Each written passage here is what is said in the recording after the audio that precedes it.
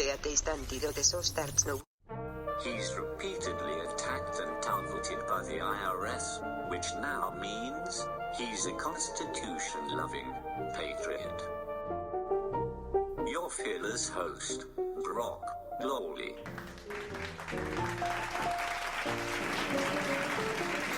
Hello, ladies and gentlemen. My name is Brock Lawley. I'm the Extended Ode, and I am your host on this wonderful podcast you're about to immerse yourself in. Ladies and gentlemen, feel free to mosey on to the social media pages after you experience the 100% awesomeness you're about to experience. Facebook, Twitter, specifically YouTube, where you're going to find a host of videos pushing back on the secular extremist worldview. Here at the Extended Ode Show, we like to speak of America, about America, as if it were a free country, as if it were a country bound and revering a constitution. Yeah, I know. It's crazy talk. You know, when I was a kid, I used to go to this summer pool. My parents would take me, specifically my mother and all my brothers and sisters. It was a wonderful way to spend your summer. We'd go to this summer pool. You might have had one where you live. And I remember all the mothers, they'd be sitting on these old sort of plastic woven lawn chairs. And us kids would be splashing, frolicking in the pool. And the mothers would be reading these little romance novels with, pictures of shirtless Fabio on the front. Dipping some girl into a meadow of wheat, maybe kissing her neck ever so tenderly. I have come to refer to these books as pool porn for women, because of course it's just emotional gratification. It's emotional fiction. Those books bear no resemblance to actual marriage in many cases and actual relationships in most cases. But women like them because it sweeps them away to a romantic time, etc. Emotional pool porn is what I like to call them. I know women don't like that particular line, but there you have it. But you know what? I've come to realize that I, slowly but surely, am slipping into my own version of pool porn here, as I talk about America as if it's still constitutionally grounded. I speak of America as if you still have liberties and freedoms to speak truth to power, as if you still have the freedom to speak against your political enemies without being targeted by the strong arm of the government, specifically the IRS, specifically your bank account, specifically your business, specifically your wallet. I am speaking of an America and frameworking an American as if you are free to go from rags to riches in the free market without rubbing shoulders or patting the hand or greasing the hand of some government bureaucrat. I'm speaking of America as if it's not run by totalitarian thugs, which of course it is. So in many ways, I'm sitting here fantasizing about a fictitious place that doesn't exist. Poor me. Poor me. You can easily see me much like these poor women that are leafing through these pool porn novels every day, just thinking about a place that either never was or never will be.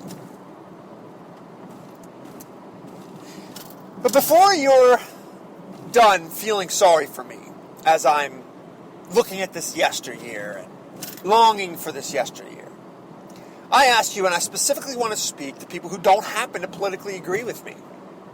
Let's say you're a dyed-in-the-wool leftist. Let's say you wrote for your college newspaper in the Leftist column.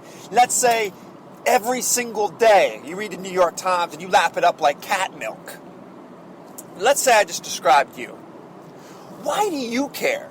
In fact, why aren't you giddy happy that the IRS is impeding the free speech of groups like the Tea Party, patriot lovers, people who speak of the Constitution as if it's solid as a rock?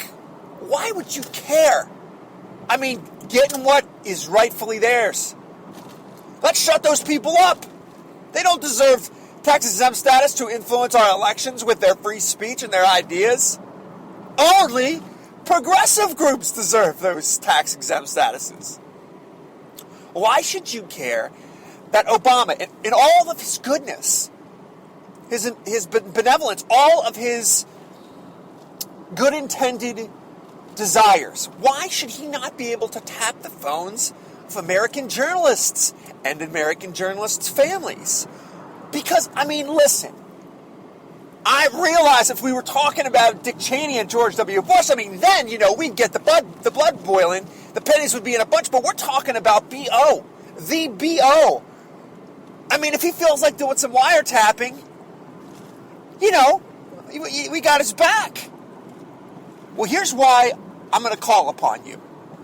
Now, I realize there's a certain constituency that's just so far left, they sleep with a novel of Marx under their pillow and salivate on it. But for those of you, let's say you're still a little closer to like a John F. Kennedy liberal, or let's say you still think of things like freedom and individual liberty as net gains for the country. I don't know, something crazy like that. Let's say that still appeals to you.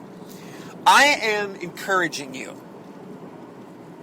I'm all but begging you to find intellectual honesty within yourself and demand that this nonsense stop. I know Rachel Maddow's over there talking about how this is all justified and somehow this is George W. Bush's fault. But let's be honest, you and me, leaning close. You know that's BS, right? I mean, you and I both know that. So let's get involved. Let's get involved and push back on this because, someday another president might be in office and we can't light the whole infrastructure on fire with leftist nonsense. We can't just allow ourselves to be the KGB, right? That's not a good thing for America. Yes, it's serving your boy right now. He's kicking his political opponents in the teeth and shoving their free speech down their throats.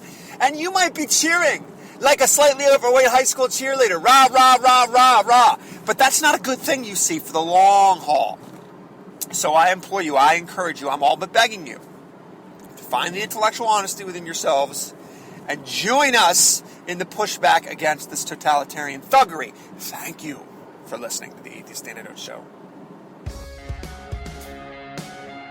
You are listening to the Atheist Antidote Show. À propos les productions